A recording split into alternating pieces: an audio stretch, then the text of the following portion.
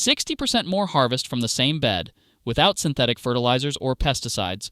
Welcome to rudeinsect.com.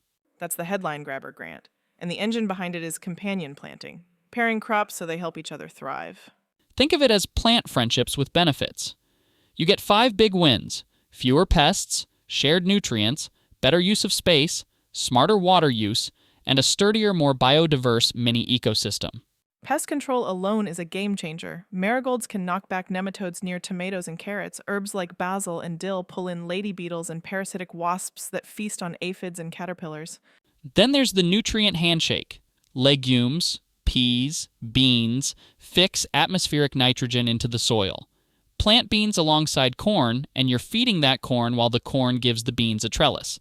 It's the classic three sisters when you add squash for living mulch and weed suppression. Spatial efficiency is huge. Tall sunflowers or corn cast dappled shade for lettuce, spinach, or cilantro that bolt in full sun. Vines climb, ground cover sprawl. Roots mine different depths, same square footage, more food. Water-wise, companion planting shines. Living mulches like basil or oregano reduce evaporation.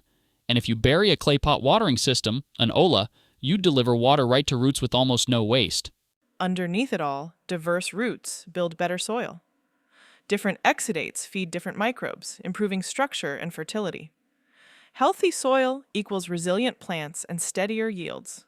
Why does this matter now? We're feeding more people from less land, and many of us are growing in small spaces. Companion planting lets a balcony box or a single raised bed punch way above its weight. Real-world wins. Urban growers pairing tomatoes with basil report sweeter fruit and noticeable yield bumps. Midwestern farms running the Three Sisters see fewer weeds, richer soil, and more reliable production. Vineyards interplanting roses and garlic get early pest warnings and fewer insect problems. And yes, some gardeners see up to a 60% jump in one season when they combine strong pairings, smart spacing, and consistent moisture. It's not magic. It's stacking small advantages that add up fast. Ready to try? Start simple with a 5-step plan. 1. Pick a main crop you love, say tomatoes. 2. Add a helper, basil, for pests and pollinators, and marigolds at the bed edges for nematodes. 3. Fill the understory with lettuce to use shade and space. 4. Set up deep, consistent watering, olas or drip. 5. Scout weekly and leave a little patch to flower for beneficials. A few classic combos to keep handy. Carrots with onions. Each masks the other's scent. Cucumbers with dill. Pollinator magnet. Kale with cilantro. Beneficials plus shade. Nasturtiums make a great trap crop. Aphids prefer them over your prized peppers. And the pitfalls? Don't park fennel next to almost anything. It's a loner. Avoid putting too heavy feeders like tomatoes and corn together in the same spot or they'll strip the pantry. Match plant timing. Cool season lettuce won't love baking under July peppers. Respect spacing so air moves and roots don't brawl. Test and amend soil. Water evenly. Want a quick layout?